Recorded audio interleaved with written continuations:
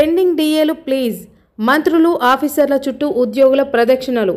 4ంటిపై పట్టుబడుతున్న employees వెంటనే విడుదల చేయాలని డిమాండ్. 2 ఏళ్లుగా డీఏల బకాయిలు.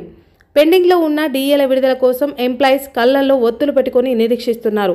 లోక్సభ ఎన్నికల రిజల్ట్ వచ్చిన వెంటనే డీఏలు విడుదల చేయాలని కనిపించిన మంత్రులు ఆఫీసర్లకు విజ్ఞప్తులు సమర్పిస్తున్నారు.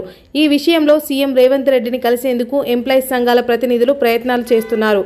నిజానికి పార్లమెంట్ ఎన్నికల షెడ్యూల్ విడుదలకు ముందుగానే డీఏలు ప్రకటిస్తారని ఎంప్లాయీస్ ఆశగా ఎదురుచూశారు. కానీ ఎన్నికల హడావిడిలో ఉన్న ప్రభుత్వం ఆ విషయాన్ని పట్టించుకోనేలేదు. ఇప్పుడు కోడ్ ముగిసిన వెంటనే పెండింగ్ డీఏలు ప్రకటించాలని డిమాండ్ చేస్తున్నారు. పెండింగ్లో ఉన్న 4 డీఏల్లో ఒక్క డీఏ కూడా ఇవ్వకపోవడంతో ఎంప్లాయీస్ ప్రభుత్వంపై అసహనం వ్యక్తం చేస్తున్నారు. కోడ్ ముగిసిన వెంటనే కనీసం 2 డీఏలు అమలు చేసేందుకు గ్రీన్ సిగ్నల్ ఇవ్వాలని డిమాండ్ చేస్తున్నారు. ఇందుకోసం ఎంప్లాయీస్ యూనియన్ ప్రతినిధులు సెక్రటేరియట్కు వచ్చి కనిపించిన మంత్రి అధికారులకు విజ్ఞప్తులు అందిస్తున్నారు.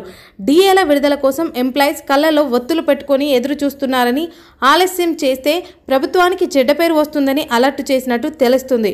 ప్రస్తుతం పీఆర్సీ కమిటీ ఎంత పే స్కేల్ ఇవ్వాలన్న దానిపై అధ్యయనం చేస్తున్నది. కానీ మెజార్టీ ఎంప్లాయీస్ కొత్త పీఆర్సీ అమలు కంటే పెండింగ్లో ఉన్న డీఏలు ఇస్తే చాలు అనే ధోరణిలో ఉన్నట్టు ఉద్యోగ సంఘాల ప్రతినిధులు ప్రభుత్వానికి వివరించినట్టు తెలుస్తున్నది. త్వరలో ఉద్యోగ సంఘాలతో సీఎం భేటీ. ఎన్నికల ఫలితాలు వచ్చిన తర్వాత సీఎం రేవంత్ రెడ్డి ఎంప్లాయీస్ అంశాలను చర్చించి పరిష్కరించేందుకు రెడీగా ఉన్నట్టు తెలుస్తున్నది.